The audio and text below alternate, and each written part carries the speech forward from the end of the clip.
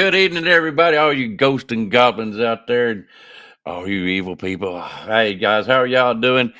Good evening to you. It is Halloween, 8 o'clock, October 31st. You guys do not forget to set your clocks. I believe it's to go backwards this time. I think it's this Sunday, so y'all don't forget that. Good evening to you, Stephen Hicks. Good evening, Joanne, and good evening, Spencer. I hope y'all are doing well. Y'all let me know how you like the intro. Change some things around, and y'all give me a thumbs up, thumbs down. I don't care, whatever. I just want your good feedback, and if you don't like it, we'll change it back. We'll do something else. But anyways, before we get to our guest this evening, I want to thank y'all for y'all's patience. We were supposed to be on at 7:30. I wanted to give Mr. Val plenty of time, and he still has it. So however long he wants to take tonight, that's great. But he's got a couple stories lined up for us tonight. I can't wait. I've heard one of them. It's a good one. Oh, it's a good one. Anyways, guys, without further ado, let's bring the gentleman on, Mr. Val Savada. Let's see here. There we go. There we are. Yeah, there we Once go. again, Tommy, I'm so glad to be here with you. I'm grateful. Thank you for the invite. Your audience is going to hear. I'm a Michigan born and raised man. Tonight, your audience will hear of an incident that occurred in Michigan back in the mid '70s, and it's pretty interesting. And the first time that I caught wind of it, I had to look it up and investigate, research, and find out um, from the person's mouth, first party, to find out what the details of this was. Um, and as I looked at it closer, I realized that when I look at reports, when I take reports, I look at certain things just like a news reporter would look at, like a police officer would look at. I'm looking for dates and times, locations. I want the facts. I want details. I want facts. Because this happened so long ago, it's a little difficult to, be 100% accurate, Mhm. 100% sure. Details But get forgotten. yeah, they do. And I understand that. Nobody is perfect, but the essence of the message is pretty clear. And so, before I get into this, so I've already explained that when I look at reports, I'm looking at dates, times. But in particular, I'm looking for the year of the report. I'm looking for the day. I'm looking for the hour of the day that this occurred. In this particular case, it's difficult for me to nail down an hour because it was so long ago. Memories get fuzzy, Mhm. and so this all starts. My business and this kind of stuff starts over 12 years ago. When I retired, people that have heard me before heard this before. When I retired 12 years ago, my thirst for curiosity and learning didn't end. In fact, if it did anything at all, it propelled me to look further into things. I mean, that's just my DNA. That's the way I am. I wanted to know about these things that I seen in the grocery store newspapers. Oh yeah. Bigfoot made this girl pregnant or something. Well, the fish wrap. Yeah. But I want to know about this stuff. Uh, Not for any other reason, but as a child myself, at one time I was 12 years old, 13 years old. I remember this. And there was a Bigfoot incident close to our house and not far from our house. And I followed this all through my adulthood. And after going through 25 and a half years in the business, as we call it, in the police business, as we call it the business, Yeah. 25 and a half years, you see some pretty bad stuff. I mean, Hmm. you see some pretty bad stuff. It's hard to shake that stuff from you at times. After 25 and a half years, I guess to some extent, you become a little callous. You become a little cold. You become a little numb to things Mhm. that bother people, the normal person. So when I retire, I'm thinking about this. I'm thinking about 12 years old again, 13 years ago, 13 years when I was 13 years old. And I'm looking at these silly newspapers, these fish wrap newspapers at the grocery store. I'm hearing stories from Mr. Pallades on the radio about missing this and missing that. Mhm. And Lord knows, I spent time doing my own searching for missing persons. And so I want to put this stuff together because it's still weighing heavy on my shoulders, heavy. And so I contact a Michigan Bigfoot enthusiast, and I ask him about this. And you got to look at my big brown eyes when I'm talking to you, because that's how I communicate with people. And it's that glare, it's that unintentional glare that I have. And I'm asking Bob, what is this business about Bigfoots in Michigan and all this kind of stuff? I know I've heard about this stuff as a child around my house down there in Monroe County. He told me this, he told me that. I said, listen, partner, I says, would you mind if I go out with you? I'm just a gumshoe guy. I'm just an Yeah. innocent gumshoe guy. I'm a man with a gun, and I just want to go out there and I want to see for myself. And he was so welcoming. He was such a gentleman, and he invited me out, and I went. I went out there. Sure, I did. As silly as I felt, I went out there, and I actually had fun. I seen things, I learned things, and I'm going to tell you guys, the more I stepped foot into that rabbit hole, the deeper I got.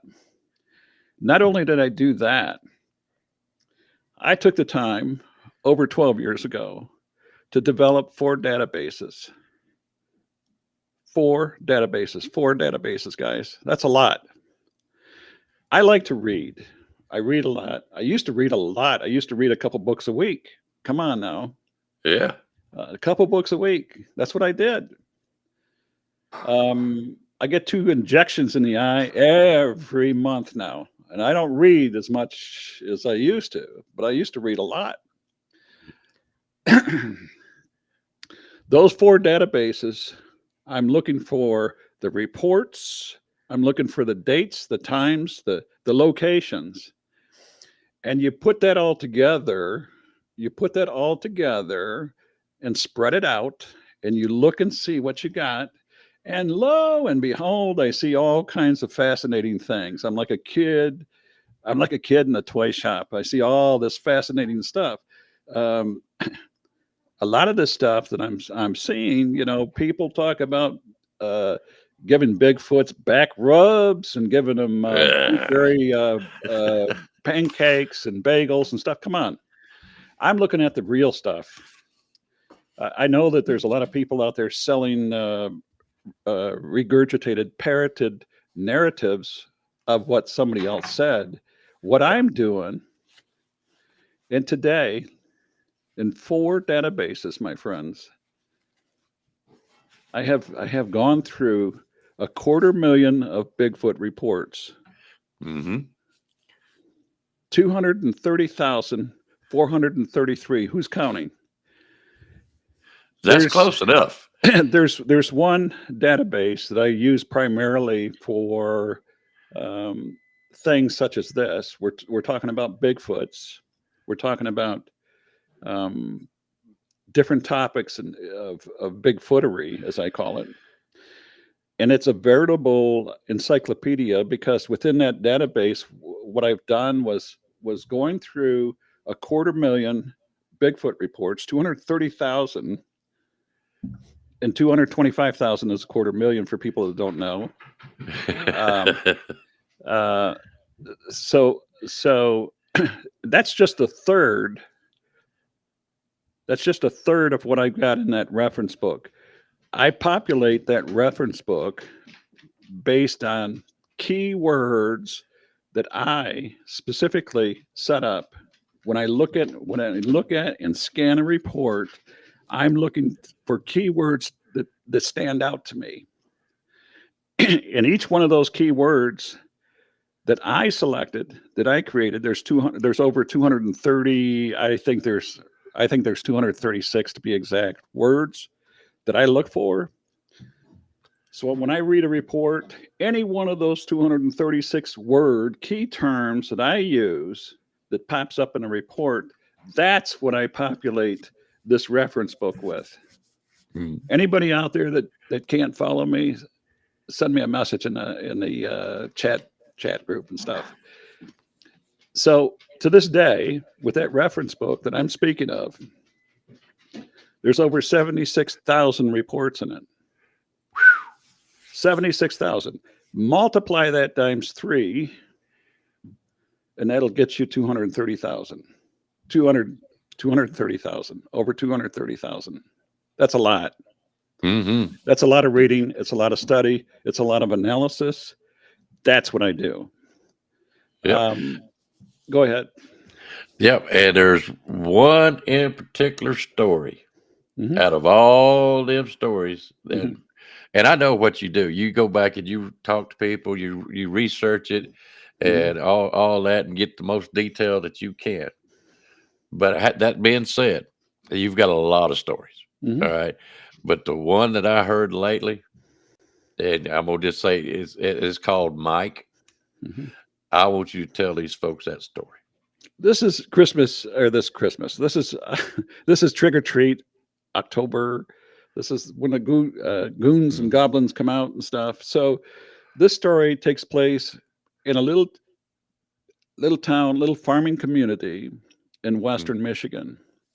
The setting is, the year is 1978, around 1978. It's summertime. And this farming community, which anybody here can envision, 1970s. Think about the time, think about the place and the manner where you were at in 1970, mid 1970s, mid to late 1970s. Think about summertime, farming communities, carefree world. I mean, you're 12 years old, 12, 13 years old. In a close-knit farming community, a little boy might have 2 or 3 friends, not more than that. They don't live in the city. They live distant apart from each other, down the road, down the gravel, dusty roads. And what you're used to hearing out there is tractors. You're used to seeing a lot of dust fly when the cars come down the gravel roads.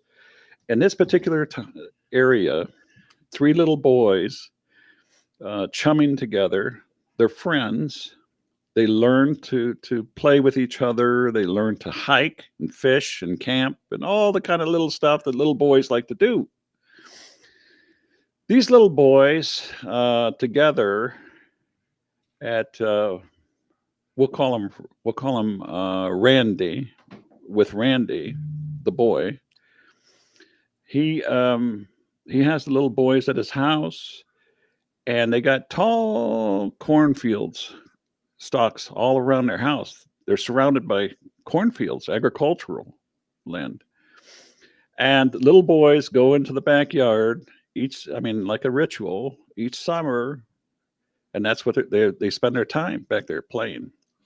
And to little boys in the country, Tonka trucks and other kind of things are their choice of toys and stuff.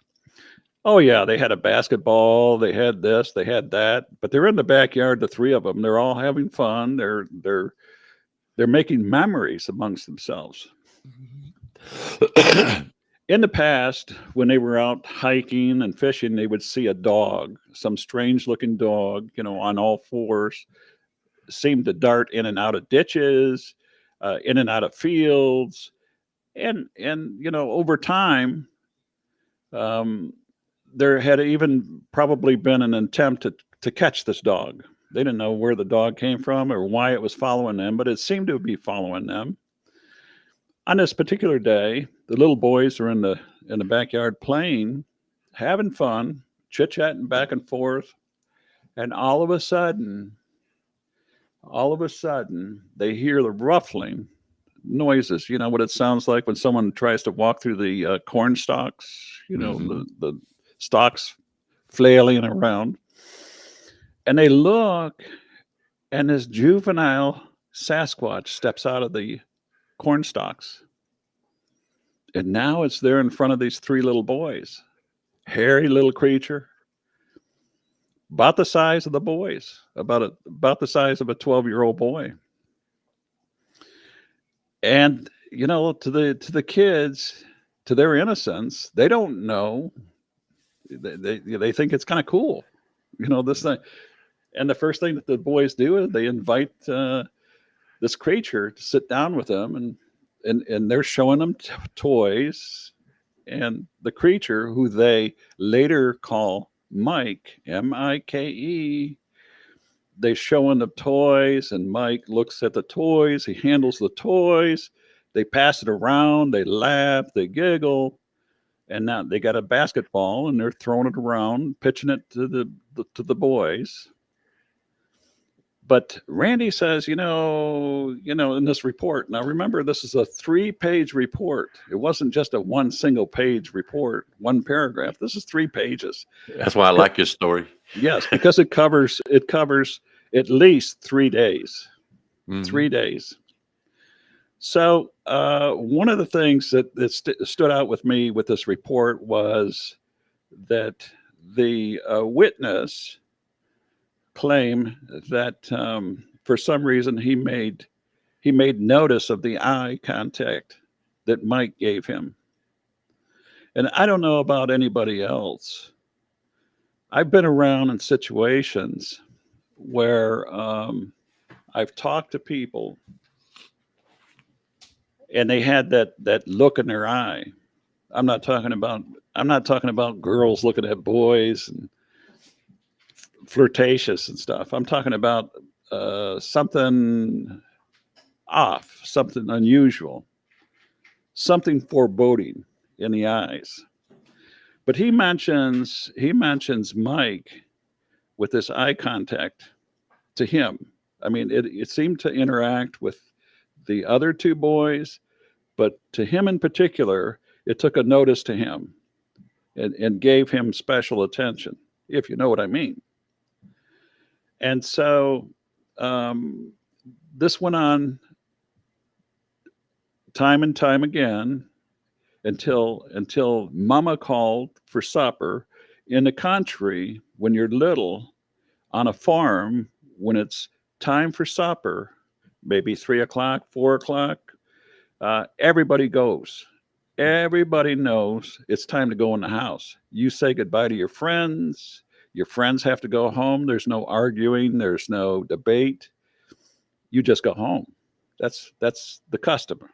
That's what you do. On this particular day that was noted in this report, the same thing happened in the days past when Mike came out of the cornfield to play with these boys. Mike knew that when it was time for the boys to leave, he had to go.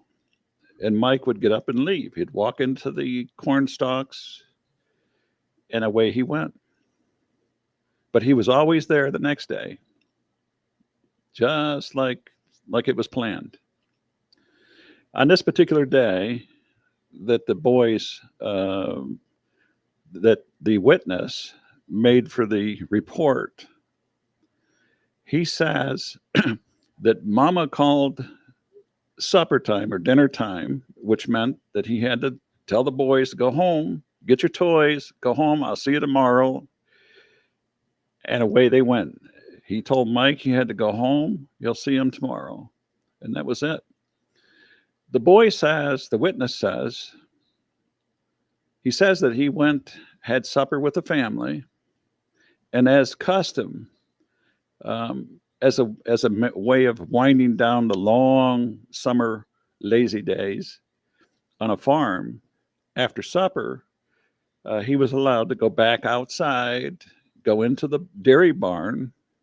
And there, he says, the witness says, as a little boy, I'd go up in the hayloft and play with his toys, his trucks, up there in the hayloft by himself, wind down the day like that until Daddy come out and tell him it's time to go in the house. On this particular day, while he was up there playing with his trucks and toys and stuff, he heard some noise. He heard somebody in the barn. And sooner rather than later, he noticed that somebody or something was climbing up the rope, up the ladder to the hayloft. He looks up, and at that time, he's seen Mike, the juvenile Sasquatch. He came back. This time, he followed the boy into the barn. He's up there in the hayloft, and they're playing. And oh, they're having so much fun up there in that hayloft, like little boys, throwing hay around, straw around. They even got on the rope, and they were swinging on the rope and swinging back and forth. And Mike was showing all kinds of athletic. He was showing his athletic prowess. He was able to scale that rope up like a monkey and back down, and they were swinging back and forth. They were laughing. He's seen some teeth, like Mike was laughing, like kids have. And then he says, in the throes of having all this fun, they had trucks and swinging on the rope, off and away the hayloft and back on the hayloft. He says, for a moment, he says, I remember watching those Tarzan movies. And Tarzan would pound his chest, and he was showing, how he would pound the chest. The moment that the witness pounded his chest as a little boy, Mike, the Sasquatch, the juvenile Sasquatch, became incensed. It was like it turned a switch on him, like that. It turned a switch, and from that point on, he's seen anger. He's seen teeth. He's seen canine teeth. Canine teeth. He screamed. Mike screamed, jumped off the rope, pounded his chest, threw the little boy, the 12-year-old little boy, now adult witness, off the hayloft. The witness, as a little boy, a 12-year-old boy, slams to the dirt floor, knocking the breath out of him. While Mike, the juvenile Sasquatch, was still screaming, he leaps off the hayloft and straddles the boy, rips his clothes off until he's naked. And in doing so, with those fingernails, they don't use fingernails like we do. They don't go to pedicures. They don't use fingernail clippers. They got nails. A lot of people in reports, when they speak of Bigfoot Sasquatch, they call them claws. Think about it.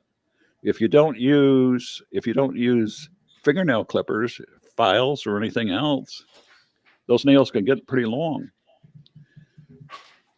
So in ripping this boy's clothes off, I mean ripping every stitch of clothes this boy's got on, he's naked now.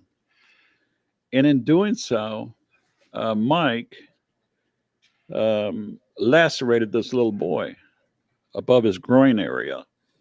It's bleeding. He's bleeding profusely. When he's able to breathe, and Mike is still going crazy, he's going berserk. He's belligerent. He's out of control.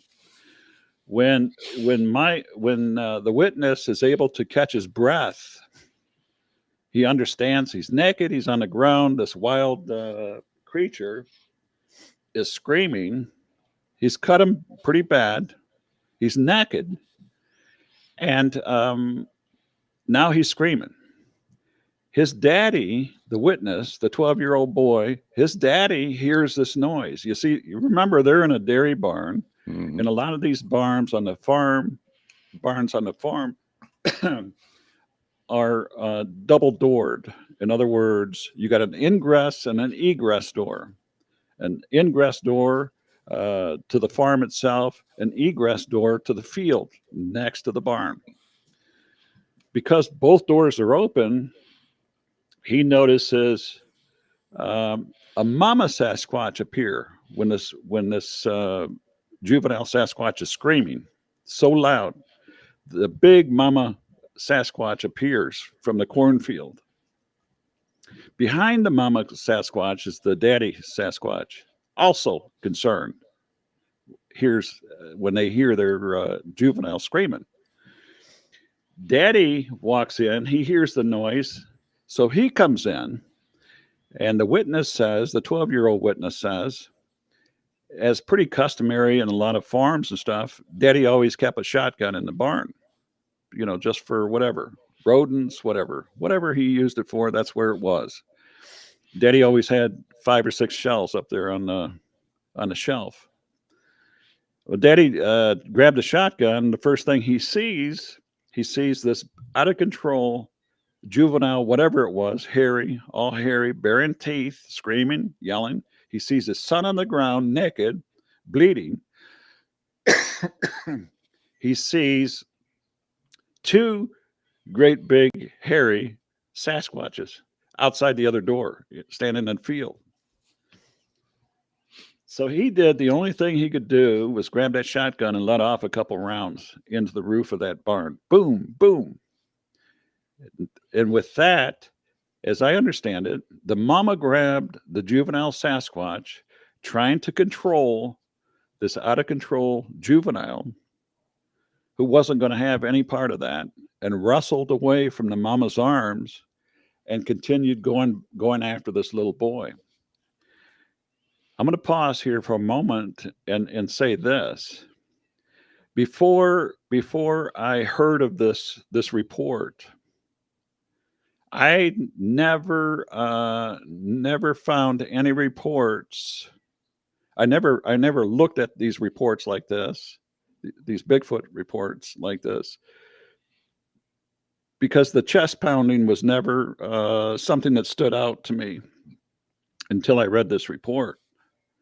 The simple act of pounding a chest to a Sasquatch, a Bigfoot, sets off a trigger, a primal trigger in these creatures, these individuals, these animals.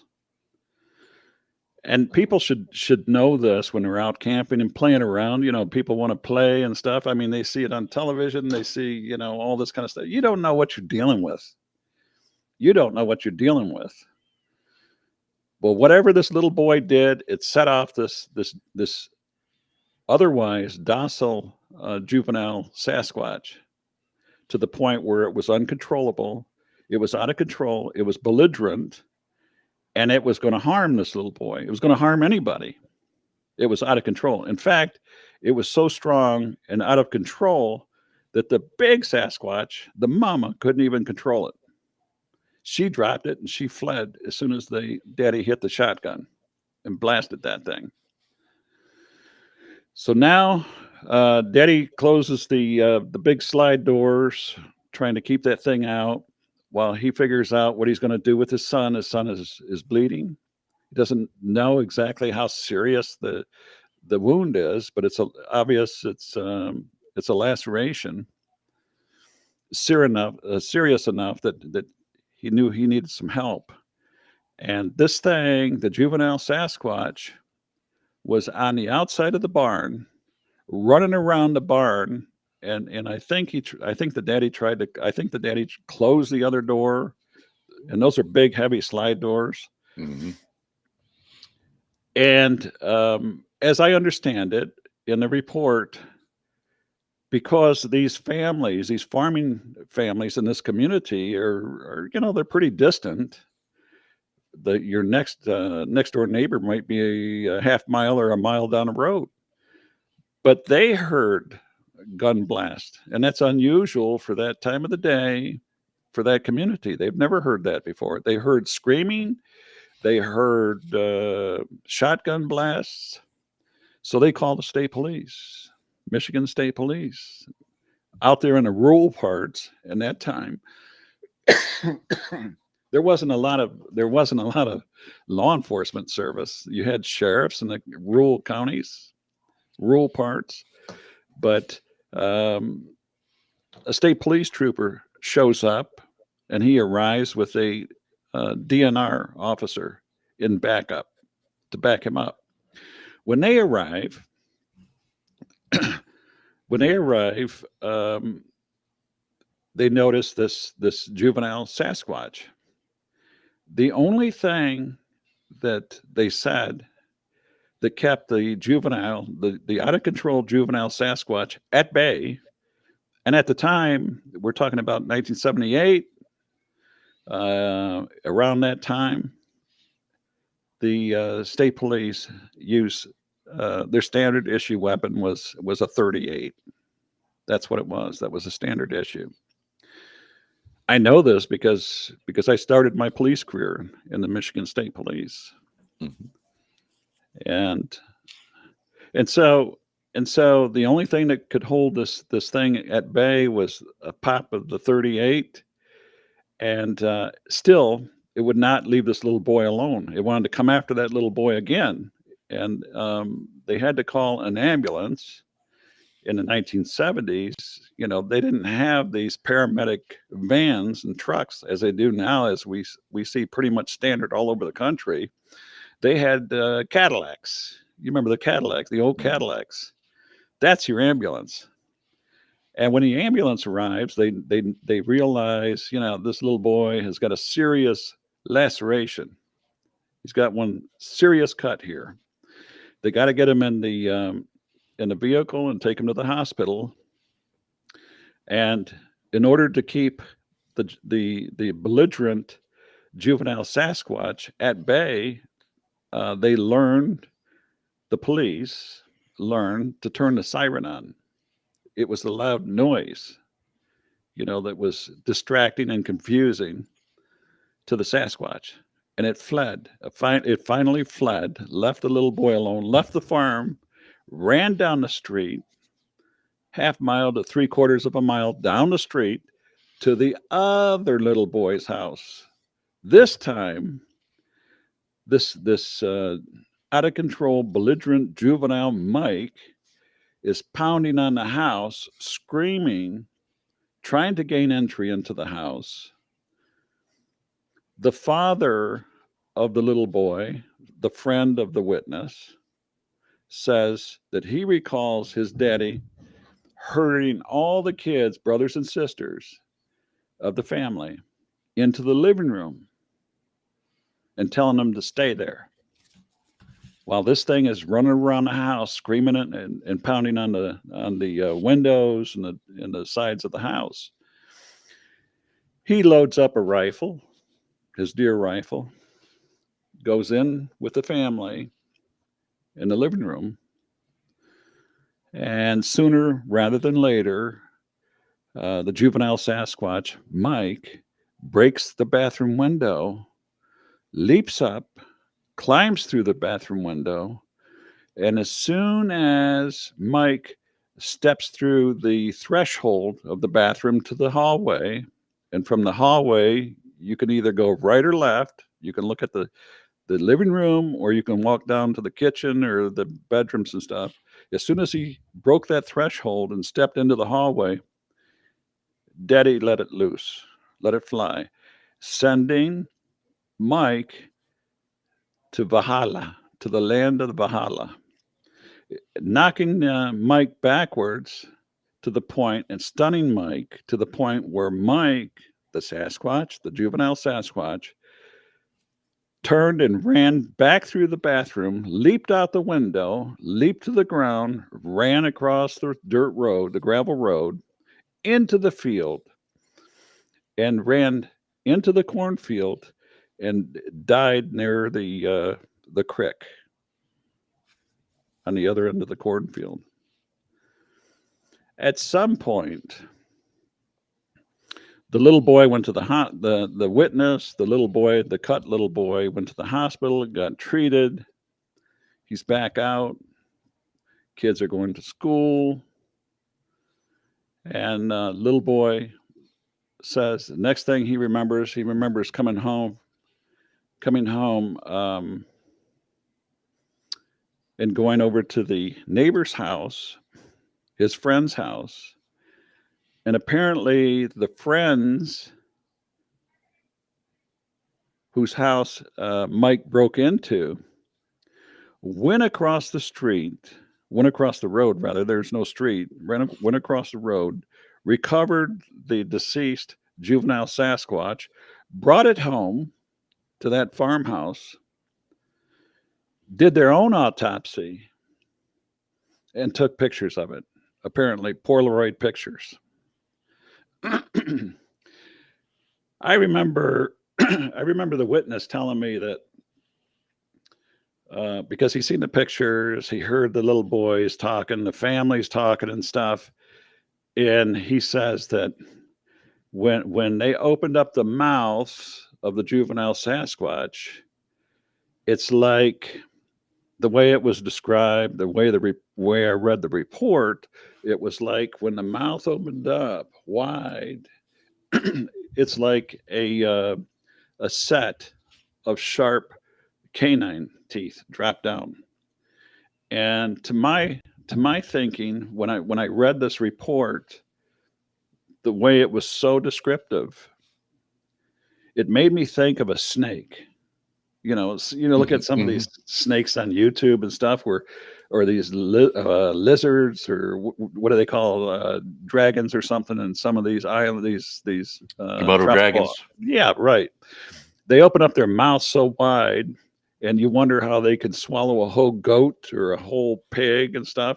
Well, their jaws disengage, and it allows them to take a big bite and swallow the whole thing whole. That's the picture, the mental picture I get when I read this report. So they took a picture of this on those old early 1970s. You guys remember that? Those old Polaroid pictures. Still got some in the closet. There you go. And the little kids took these pictures to school. They're going to take them and show them at show and tell. They're going to be the star of the class there. And apparently, that caused quite a stir in the 1970s. You take these pictures of school, you talk about these fantastical stories and stuff, and then you look at these pictures. It's a little gory for the 1970s.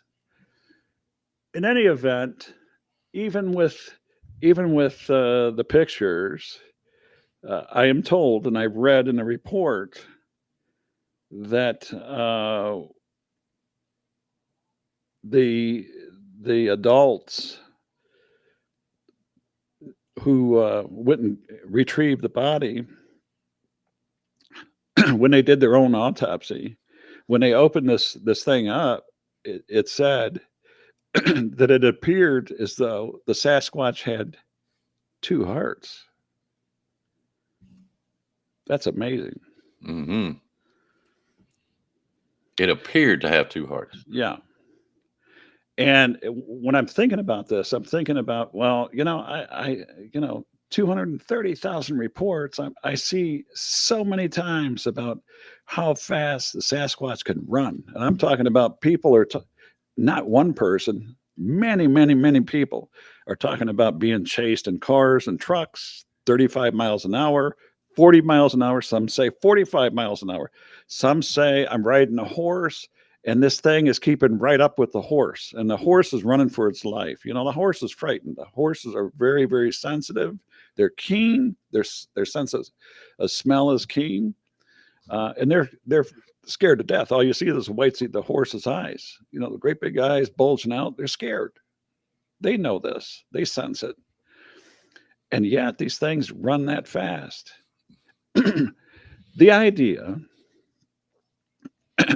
The idea that something like that can have two hearts. And I'm thinking to myself, what happens if you have?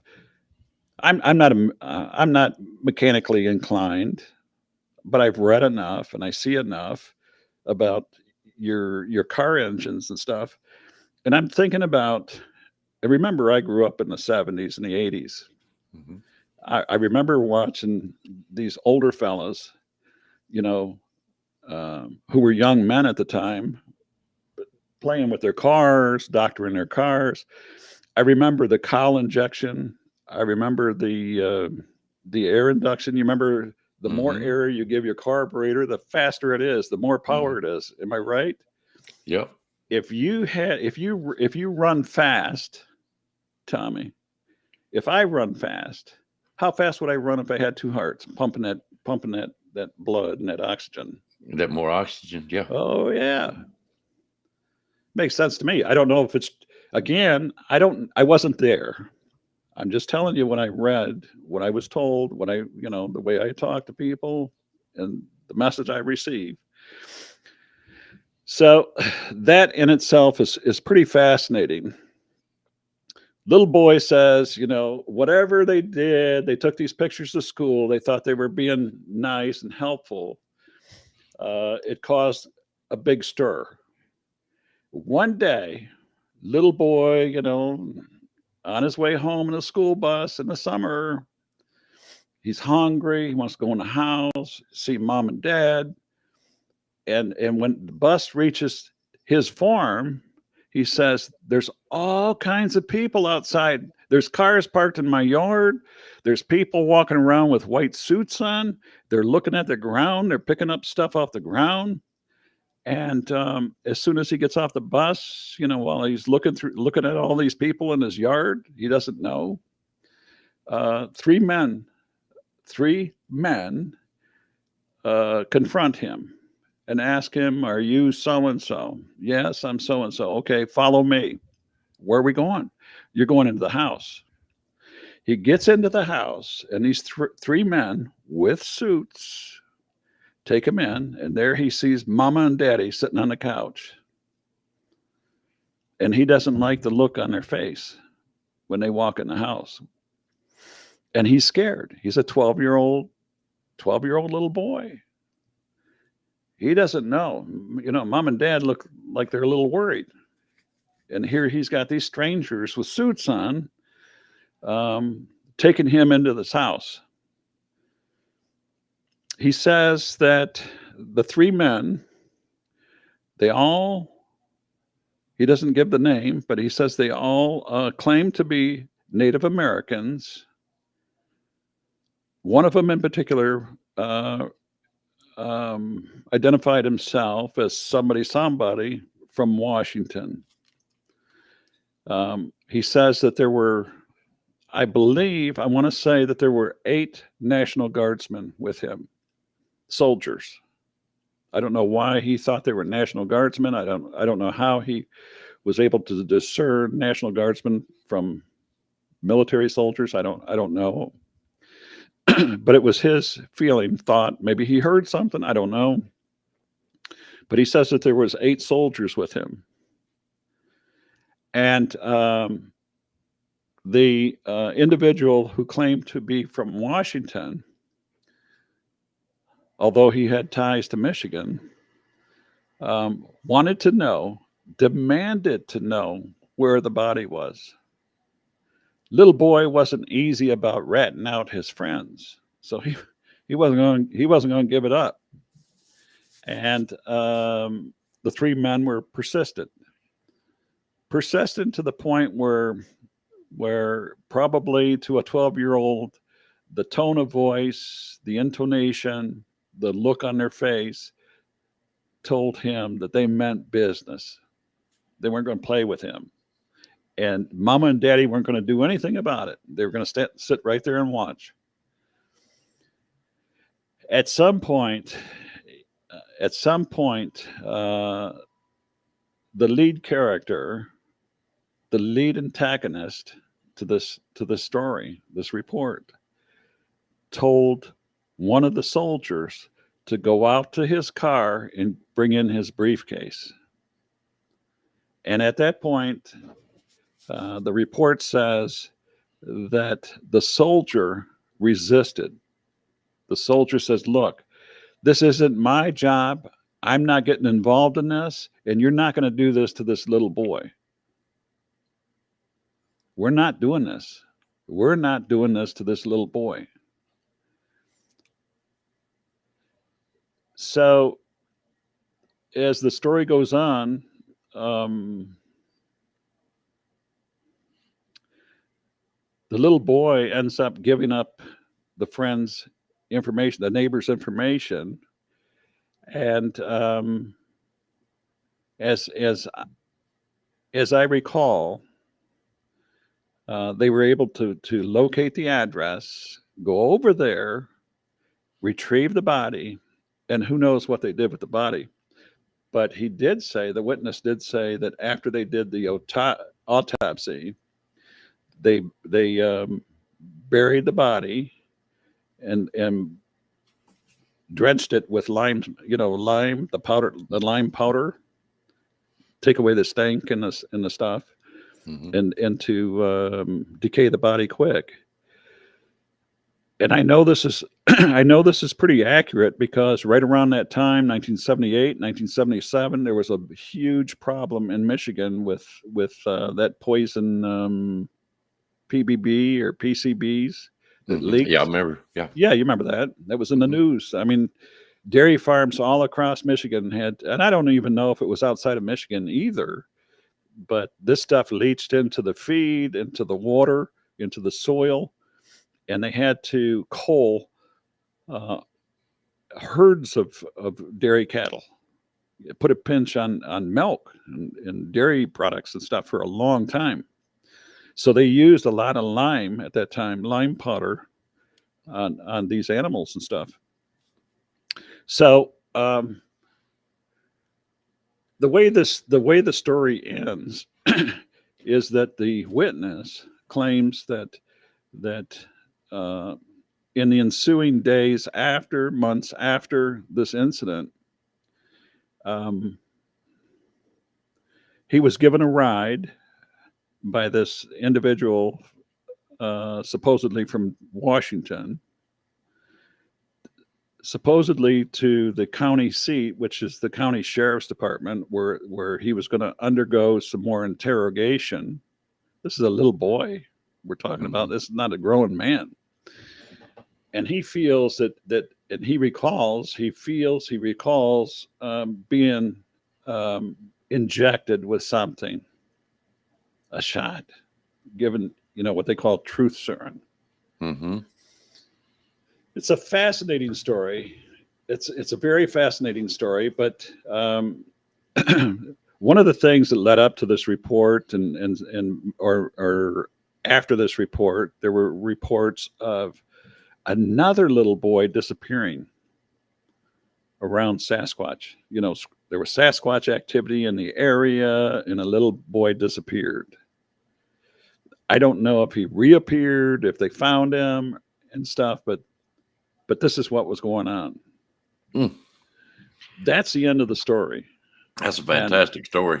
And so when I'm looking at this report, rather than it be a one paragraph, blah blah blah, this happened on this day and that's it, this turned into 3 pages, 3 days, 4 days of reports.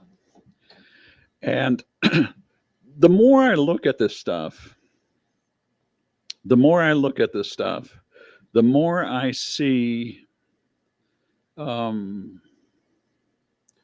lot of stuff that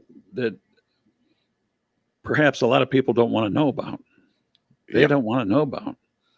I'm not for sure they want to know. I still see on my Facebook group site. I don't know if your people are your audience is familiar with my group site. I have a Facebook group site. It's called Michigan Bigfoot Reports and Data Gumshoe Guy's Corner. To this day, I have the largest Michigan Bigfoot database in the state. Because of that, and as a result of spending 12 years, more than 12 years, researching this stuff, to this day, there's over 2,000 Bigfoot reports in Michigan. Now, BFRO shows only 265. Yeah. Since I got involved with Facebook and started looking at this, coincidentally, BFRO stops publishing Michigan Bigfoot reports. And the more I look at this stuff, and I'm not, look, I want to make this perfectly clear. I'm not blaming anybody. I'm not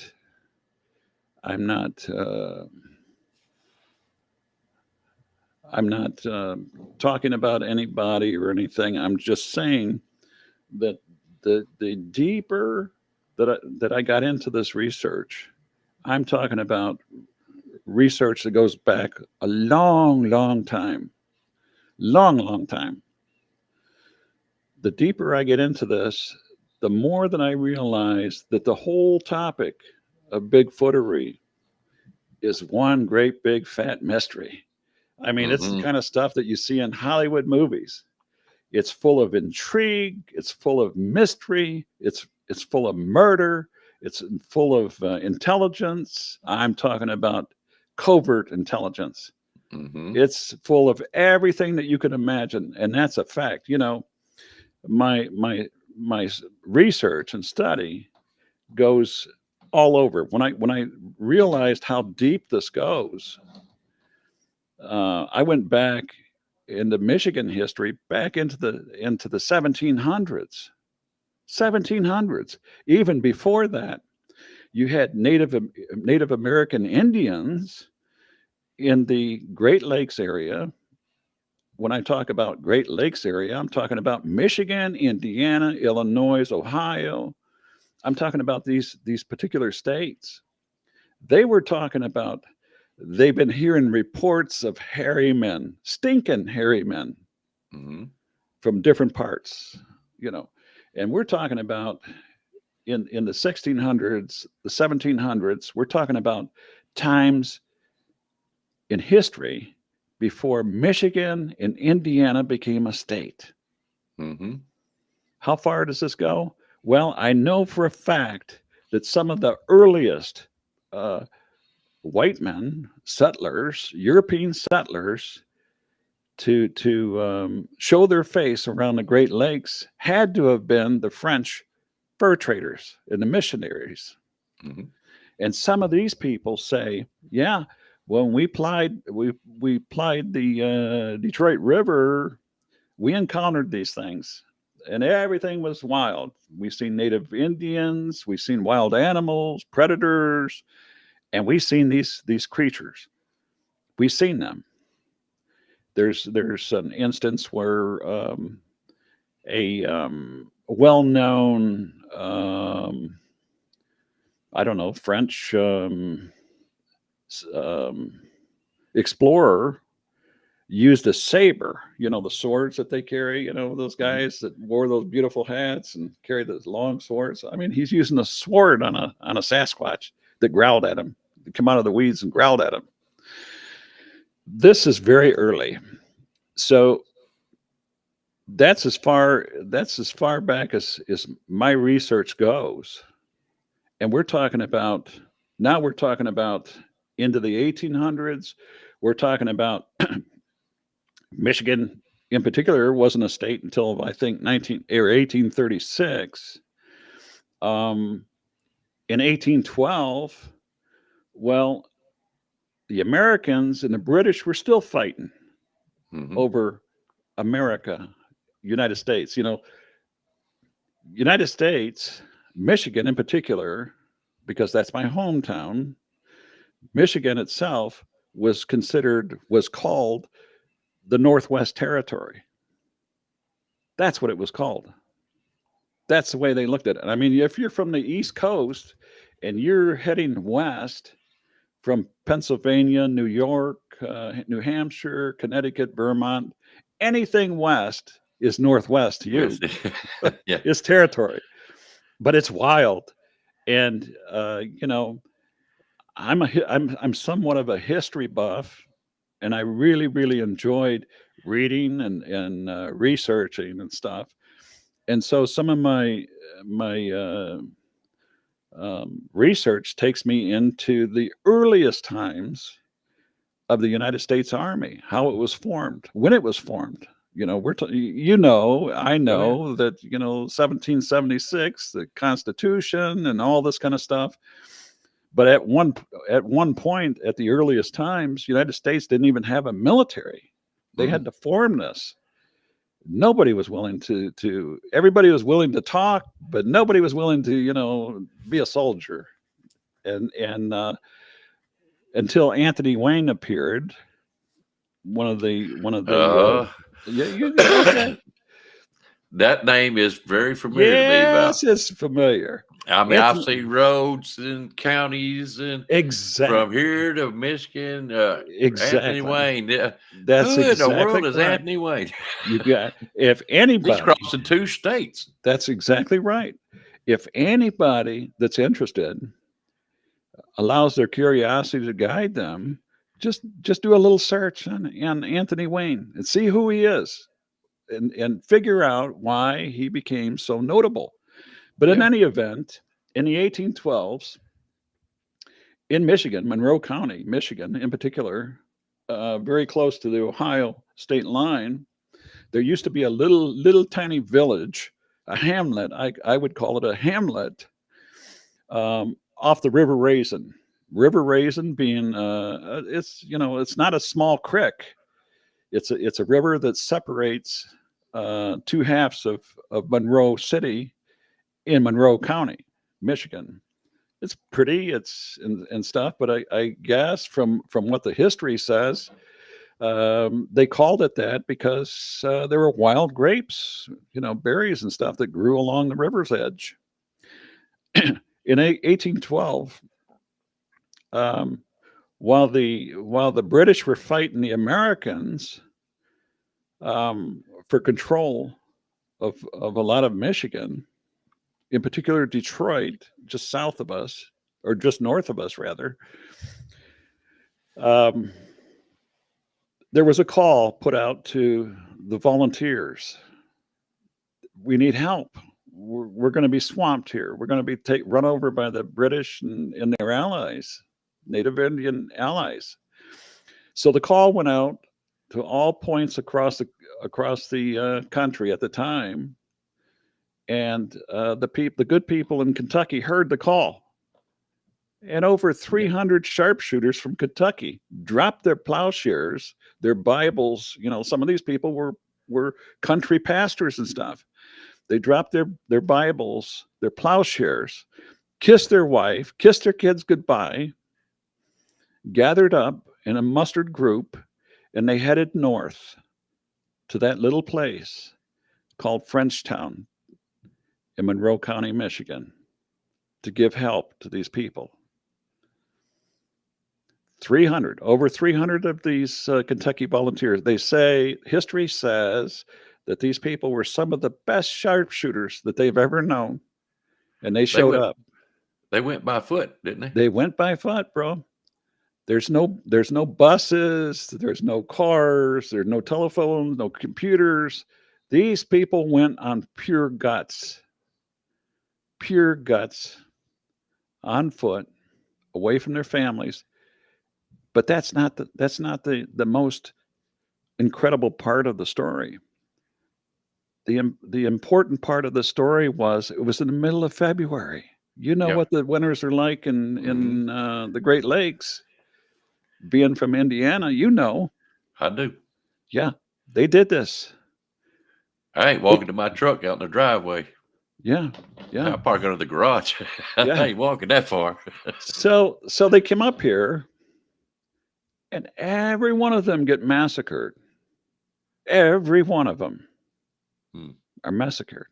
And to this day, in the town of Monroe, to memorialize these people, these volunteers, as they call them, and really, my hat's off to the people in Kentucky.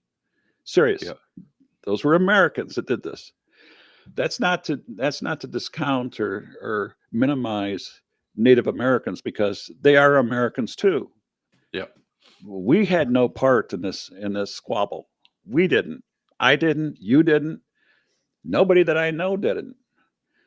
But this is, this is the world that we live in, and but it's part of history. The point that I'm trying to make is this: during the 1812s, General Hall, an American general, it seems to me that General Hall was the first and the only general that was charged with cowardice in the history of the military, and he did, and he was. The name that they used to call yellow bellies and all that kind of stuff. We heard that on the cowboy movies. I seen that all the time on those black and white cowboy movies. You yellow belly, no good, so and so, so and so. Yep. Yosemite This Sam. exactly. this guy, this guy had no guts, no glory, no eggs, as they call it.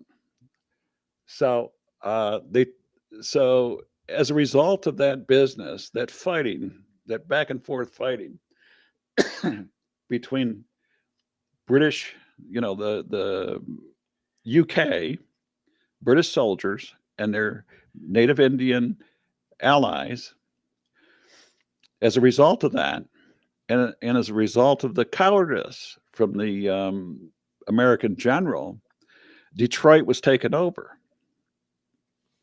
While Really? the American inhabitants of the old Fort Detroit, uh, stood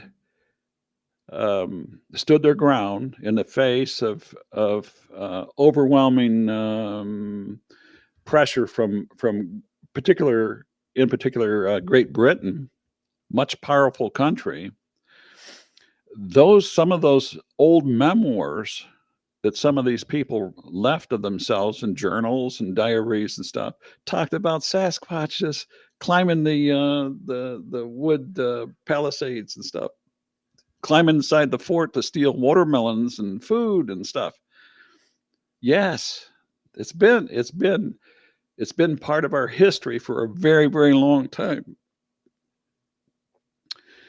So much so that even the generals, the British generals and American officers have left in their memoirs stories of these strange, hairy,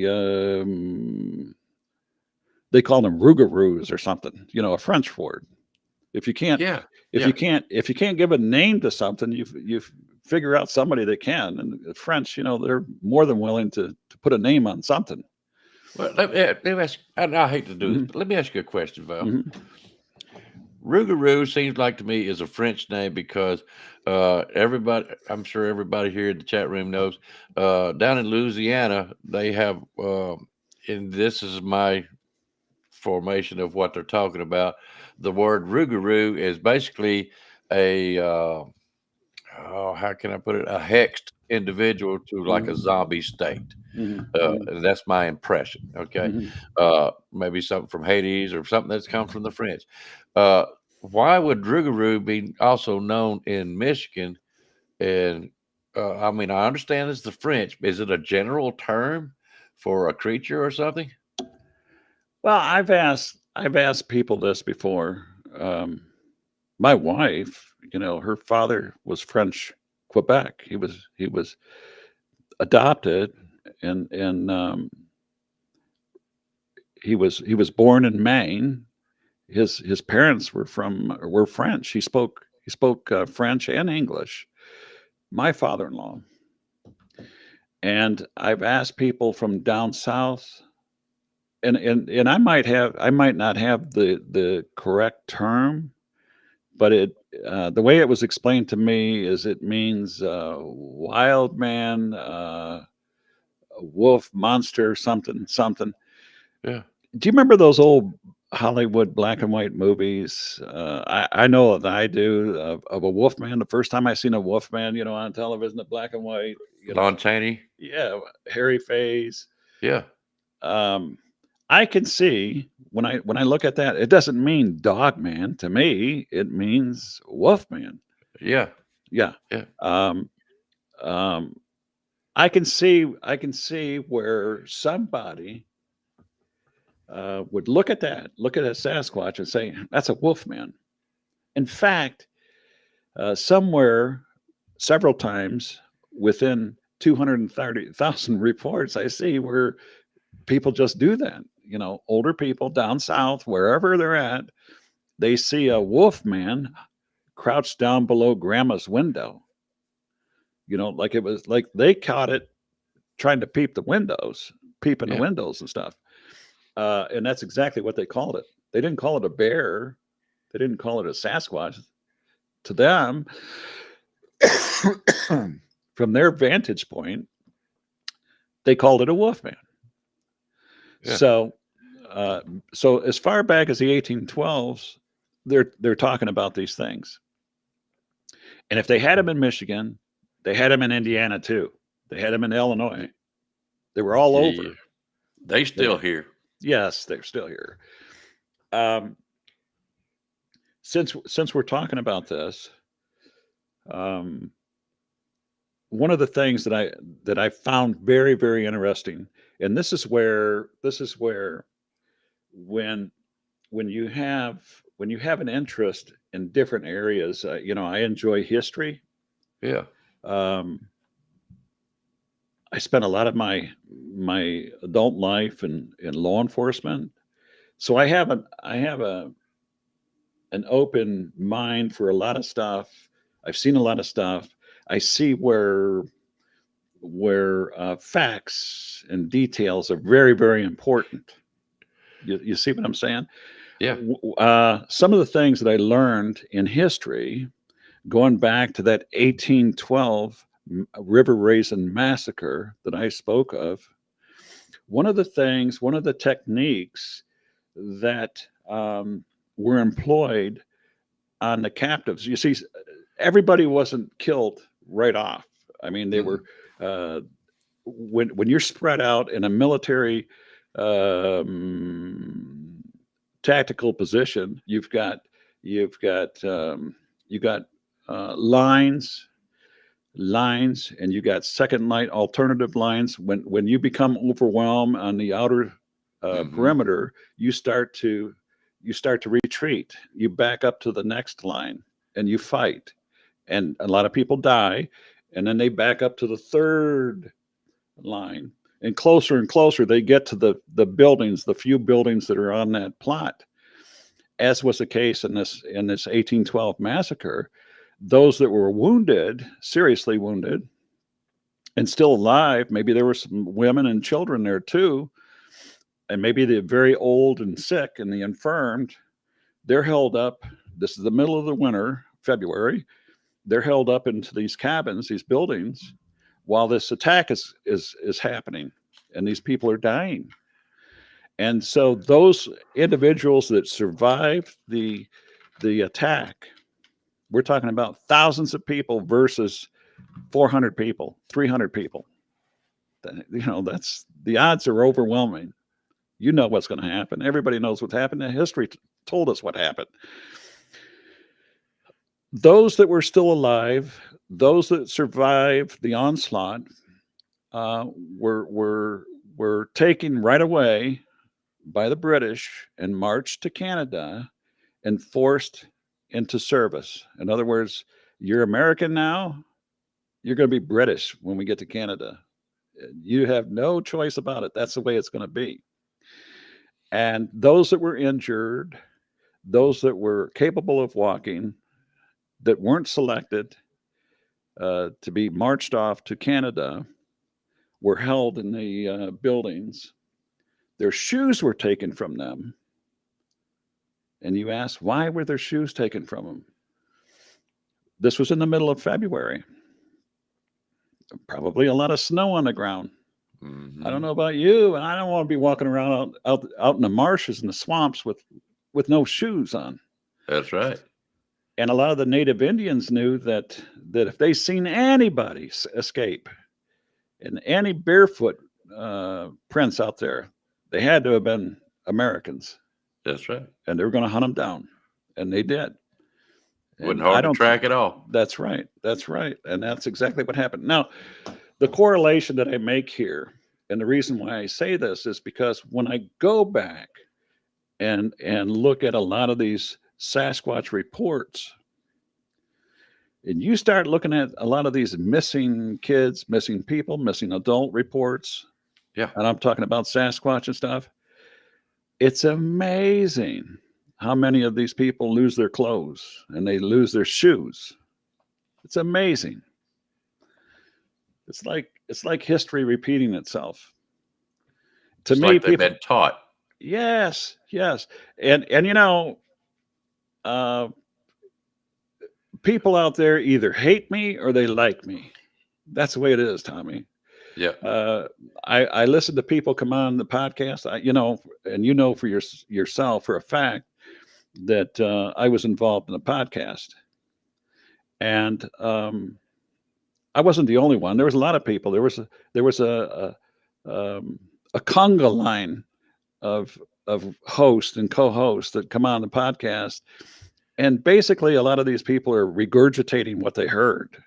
I'm not talking about people that took the time and that sacrificed the years to study, analyze, research this stuff, and then tell somebody and share somebody with facts that we didn't already know. I mean, a lot of this stuff is already old news already. A lot of the stuff that I look at is stuff that people have never thought about, they've never seen, they never heard about. Therefore, because they hear it for the first time, well, this is just incredible. This is crazy. You're crazy. No, I'm not crazy. I'm just telling you the way it is. It makes sense to me so far. Yes. So when I look at a lot of this, let me show you this. This is the easiest way to do this. I've read a lot of these books. Missing 411. Oh yeah. I think there's 4 or 5 of them here on this table.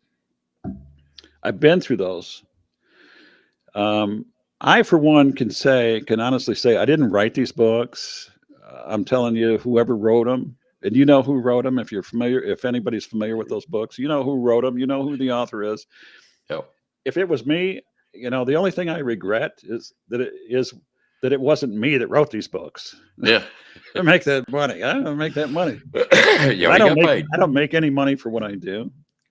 I know that I went through about 6 or 7 computers, untold money spent in maintenance. Let's not talk about computers. Oh yes. External drives, monitors, everything. I mean, it's a lot. When you get into this stuff, you're giving up family time. I stepped away from a lot of conferences I was invited to because I don't have the time to do this.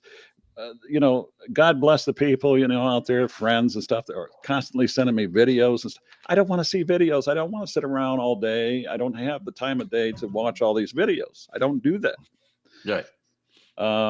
When I wind down at the end of the night, I want to read some sports. Yes, I like sports. I like football. Roll Tide. There you go. So that's the way I do it. But what I notice in a lot of these books, and I think on another forum that I'm involved with, I don't know if anybody here is familiar with Sasquatch Chronicles. It's pretty big. Yep. I'm a moderator over there, and I have been for many years. And I mentioned on there because someone posted something about a missing camper that was mysteriously died under now hold up circumstances. I'm fixing to start camping, so don't you scare me. Well, I don't want to scare you. I don't want to scare you, Tommy. Well, before you continue on, how much longer do you want to go? I'll give it to 9:30. Does that sound cool? Yeah. Can you give me just 3 or 4 minutes? Sure. And let you keep going. You want to take a break? Yeah. Yep. Go ahead and do your thing. I'll be back in about 3 or 4 minutes. Okay. All right. Go ahead, bud. So when I look at the missing person cases and stuff, I notice that there's a whole lot of mystery deaths, mystery disappearances. And when I get into the discussion about missing persons, of course, I come at this, with a little different opinion. I am a little different, former law enforcement, a history buff. So I take all these resources and put them together and look at the puzzle, the bigger puzzle, looking for little pieces that fit together. So that doesn't set well with a lot of people. A lot of people aren't familiar with this. They're not familiar with law enforcement. In my opinion, law enforcement isn't geared. They're not properly trained. They're not prepared for stuff like this. And from my point of view, law enforcement needs to be somebody, such as myself or somebody else, needs to be able to go to law enforcement and help these people prepare for investigations like this. And otherwise, they're going to be inundated with mystery that they can't solve because they're not prepared for this stuff. All I know is that when when I was a law enforcement officer, um, a lot of this stuff was not easy. It's not easy introducing yourself and your ideas into something is institutionalized as law enforcement. And what do I mean by that is when I got involved with looking for a missing person before I retired. This individual was from Ohio. He disappeared, young kid, 19 years old, I believe, hitchhiking in the deep South from Florida to Texas when he disappeared in Louisiana. And he went missing for over 31 years. And I volunteered to look for this individual. This individual had been missing for almost 31 years. and I felt it was part of my being to do this. It was done as an act of self-redemption on my part, as much as it was an act of paying it forward to his family. And I took it on. I took the challenge on. It took me 21 months. I was able to find him, find his remains, and have him shipped back to his family in Ohio, where they had a proper service for him and buried him with his family. The reason why I say this is because, and I'm not proud of this, some of this came to me from a medium. And I didn't even know this woman. This woman seemed to know a lot about me. I met her because she made it a point to want to know who I am and wanted to talk to me. And so I used mitochondrial DNA, which they didn't have in 1980 when this young man disappeared. But I was pretty certain that because his death was due to a homicide, that they would have some small portion specimen of his body, as they always do, and packed away someplace, so that the day comes when the science catches up with the manner, they'll be able to pull that specimen out and test it. And that's exactly what they did, and that's exactly how I was able to find this young man, this John Doe, and put him back with his family. That said, yeah, but that took some real investigative skills from back then days. it did. It Yeah, I did. know what you. I know for a fact when I got into this, Tommy. Um, Again, I read a lot. One of the things when I first became a police officer, one of the things I was so into was reading. Hmm. I subscribed to police science magazines. I read the law books. I did all that stuff. Silly me. I'd Yeah, it read was in all of training. I mean, some people, I don't want to point fingers or name names, but some people are just happy to be hired, given a badge, given a gun, and take a paycheck. Yeah. Me, um, I would go in early, read reports, fill my mind up with everything that I can soak up. What happened the day before? What happened last week when I wasn't here? The Hold more it right there. knowledge is power. Yeah, it is. Now, do you use the same attitude in your Bigfoot reports? As far as what?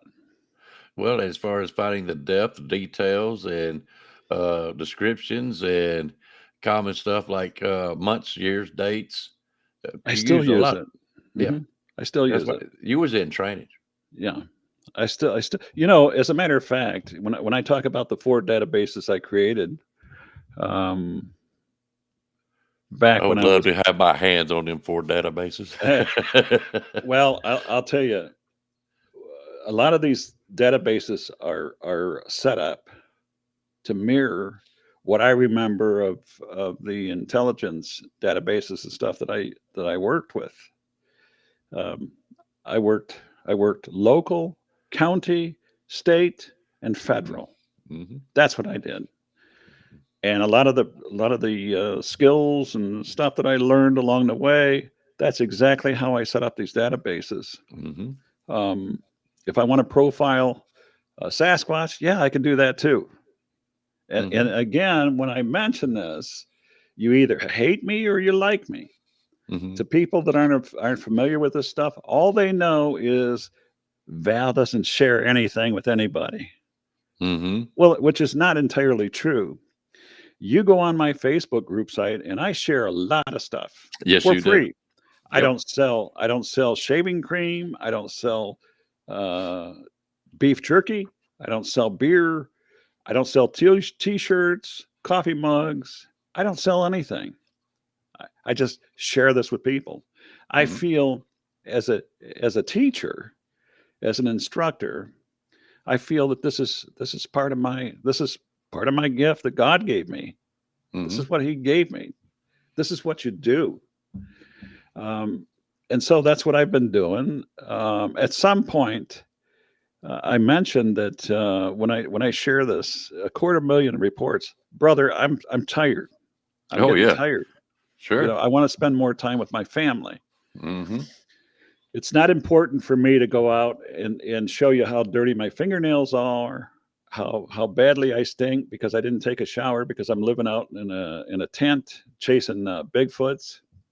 Bigfoots, uh, right or wrong, agree or disagree.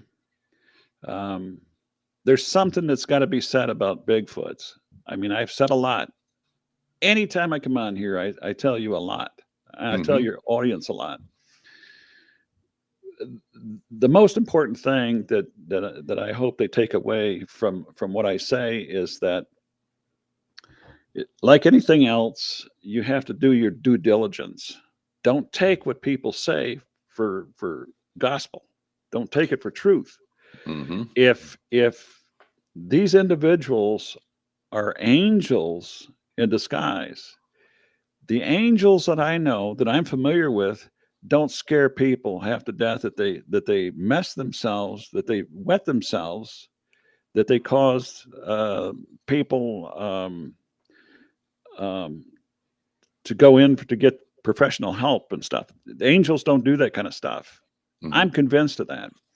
Angels are not afraid of light. Sasquatches, on the other hand, they live and they thrive in the shadows, in the darkness. They don't like light.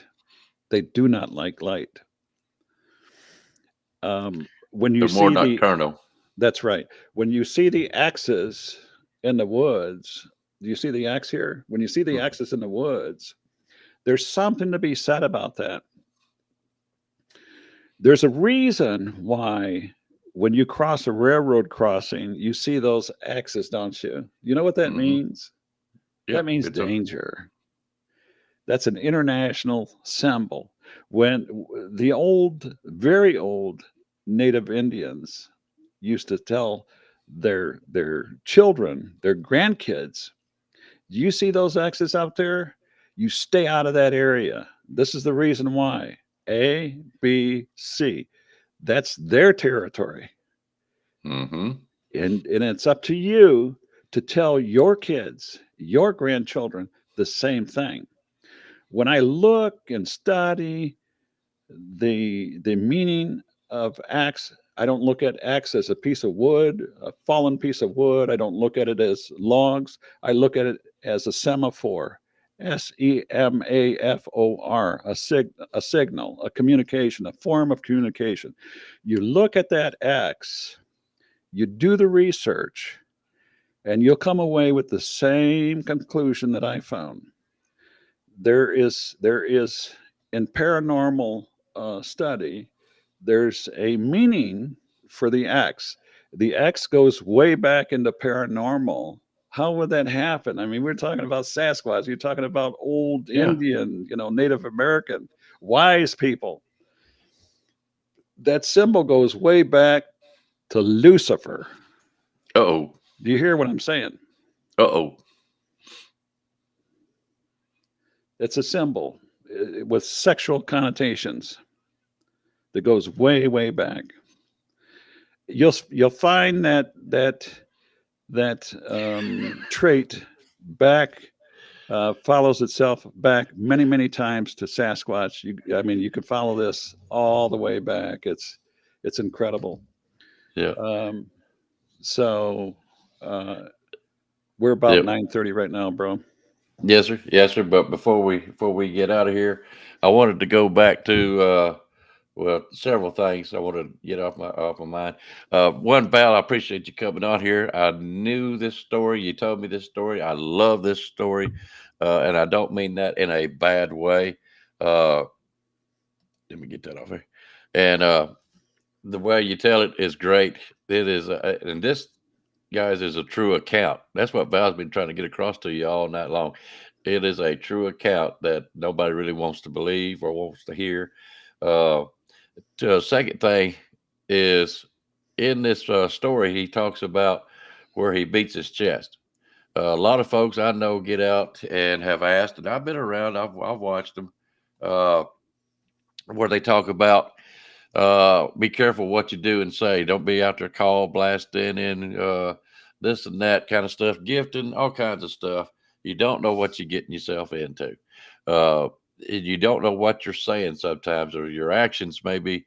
It's just like a predatory. If you run this and that kind of stuff, there's all kinds of things. So if you accidentally find yourself out there doing this kind of stuff, be careful what you do, and get get some information about it before you do it too, because you can put some other folks in trouble not realizing. All right.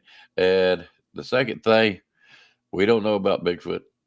And the third thing I should say is the government. Government will get involved if you happen to injure one of these things in any kind of manner. So you got to be careful of that too. Uh, I will say this much: one of the best films, Val. I'm not sure he wants me to say something about it or not, but I hope he doesn't get mad at me. But Flat Rock, if you don't mind, give me a call sometime. But he has got one of the best videos I've ever seen since the Patterson film, or the what is it? Oh, the Freeman film. I mean, it ain't popular. It ain't out there. He happened to send it to me, and I will not show it until he gives me permission. And if he don't, I'm glad he shared it with me. But it is one of the most fantastic videos I've ever seen. Uh, of what I would call, there's something out there, that people just don't want to realize and grab a hold of, you know. But anyways, I wanted to compliment Flat Rock about that. Flat Rock, if you don't mind, give me a call. I just want to check and see how you're doing, bud. Anyways, great story. I know we ain't got enough time to get another one. And but when you told me this story, I had to have you on here to tell it. It's a fascinating story. But anyways, that's about all I've got. What about you, Val? Well, I'm kind of curious about that about that video too. If Flat Rock has it in his heart, if he wants to share it, a lot of people, a lot of people trust me. A lot of people share pictures with me.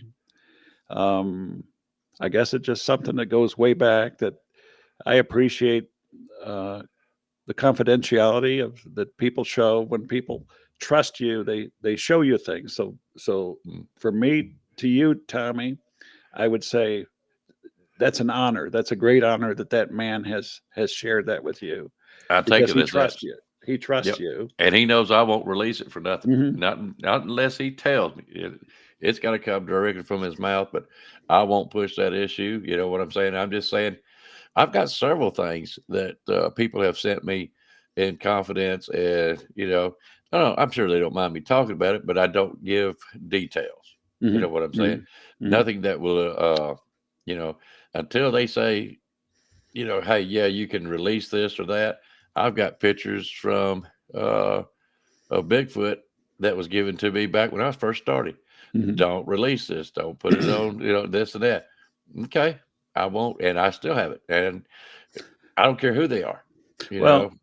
Well, the thing of it is, if somebody goes on social media and posts a picture, you know as well as I do, that's free game. It is. You pick it up, you post it, repost it, you know. Whether that's your decision to do that, that's up to you, but people have to know that when when I had my encounter and the pictures, the photos from my encounter that I posted online, hell, I Mhm. seen them on Pinterest. Somebody Yeah. somebody had taken it and put it on Pinterest. It doesn't matter to me. I'm not looking for anything. I wasn't looking to be paid for it or anything. I don't care. It was a matter of showing. But you mentioned the picture, the video, and what have you. What I would tell people, your listeners out there, to be mindful of this, and something that I've gotten into a habit of doing is when you take a digital photo and post it online, there are those of us out there, Tommy, look Mhm. at me, listen to me as I put emphasis on this. There are there are those of us out here that are much, much smarter than you. And they're Oh yeah. very adept with computers. What do they do with computers? They get into the geophysics of that Hmm. date timestamp that you laid on your picture. Remember that.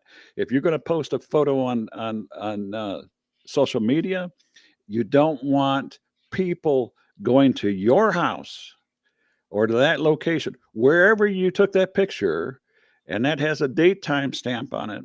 That's a fixed geo piece Hmm. to that picture.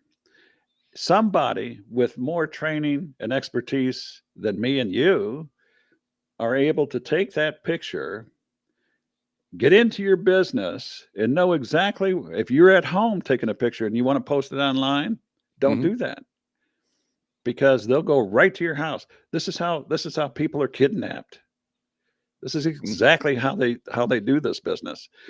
For those people that want to keep Bigfoot locations and whatever private, but you want to share a picture, take and clip the date time stamp off. You'll piss a lot of people off that know this Hmm. because they'll go out to that location, and you'll wonder why you go out to that location where you've seen that beautiful stick formation and it looks like a centipede tramped through there. That's Oh yeah. because they took your information. They know exactly what your GPS uh, coordinate was based on that information, that geo information that's on that date timestamp, and they Hmm. went exactly right there. So, with that said, Now I'm gonna say this: when you seen how you said that, I mhm, don't care. I don't mind. mhm, mhm, Now I've got a place up here that I investigate. Eventually, people are going to find out, and they're going to probably ruin it. You know what I mean? but at least I got what I call firsthand. I've kept it as clean as possible. And what I mean by clean, nobody knows what I'm doing. They don't know where I'm going. You know what I'm saying? And I show people the truth. You know, if I see something, I see something. If I don't, I don't. You know, but you'll see what I'm seeing, Mhm. and then you'll have my opinion. It doesn't make it fact. You know that. Mhm. It's all going to be what we call assumptions until something else happens government wise. But anyways, regardless, I'm not hiding anything. I Yeah, don't care. when it comes to kids and stuff like that, I'm concerned about the geotagging. Yeah. You place that stuff up there and you want strangers, Hmm. with the wrong mindset to look up exactly where you're at, what your address is, where you're located, and that's how they found that information, Hmm. through that information that you left there.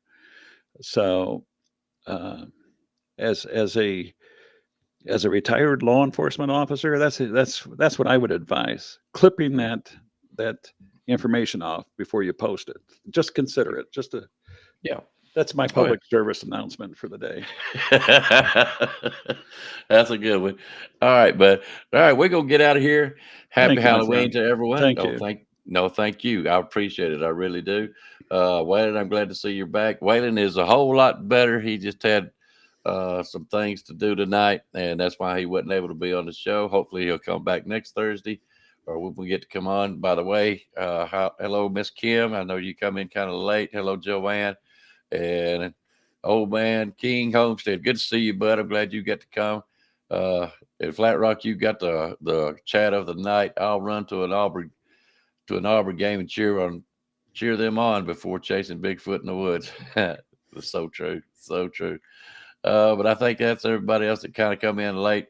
Guys, I appreciate you coming on, being with us, and y'all try to come back and see us next week. And guys, if you don't mind, at least in the comments or something other, let me know how you like the intro. And if not, if you didn't like it, I'll change it, do something else with it. But Val, I appreciate you coming on with me tonight. That was fun. You're welcome, Tommy. Thank you, and be All right, safe. Okay. all right, guys, y'all have a good night. Y'all take care. Good See you. night now. Bye.